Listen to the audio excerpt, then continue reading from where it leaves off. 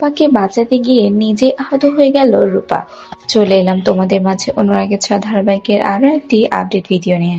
ভিডিওটি দেখার আগে আমাদের চ্যানেলটি সাবস্ক্রাইব করবেন। ডক্টর সেজে এসে মিশকা যখন আবারও রূপাকে হুমকি দিয়ে যায়, তারপর সে একটি লোক ভাড়া করে দীপার ছোট একটা অ্যাক্সিডেন্ট করানোর জন্য, যাতে করে রূপা আরো ভয় পেয়ে যায়। আর সেজন্য মিশকা ভাড়া করার লোককে গাড়ি নিয়ে রেডি থাকতে বলে। আর তখনই রাস্তা দিয়ে দীপা যাচ্ছিল, আর সেই সময় লোকটি গাড়ি দীপার সামনে দিয়ে দীপাকে লাগিয়ে দেয়। আর দীপা ধাক্কা খেয়ে সাইডে পড়ে যায়। তেমন কোনো ক্ষতি না হলেও দীপার পা মচকে যায়। আর এইদিকে সাক্ষ্যকে দারোয়ান এসে বলে দীপা বিবির অ্যাক্সিডেন্ট হয়ে গেছে। তখন সাক্ষ্য জয়কে বলে, তুমি থাকো বেটা, আমি আসছি একটা ইম্পর্টেন্ট কাজে। সাক্ষ্য জয়কে যেতে বারণ করে, কিন্তু জয় তো বুঝতে পেরেছে যে মায়ের কিছু হয়েছে।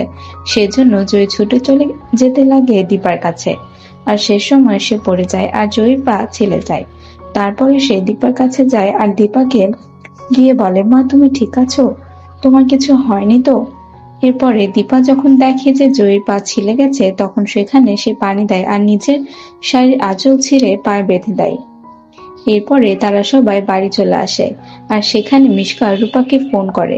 মিশকা রূপাকে আবারও ভয় দেখিয়ে বলে, এখন তো ছোট অ্যাক্সিডেন্ট হয়েছে, হতে তো পারতো বড় কিছু, তাই না?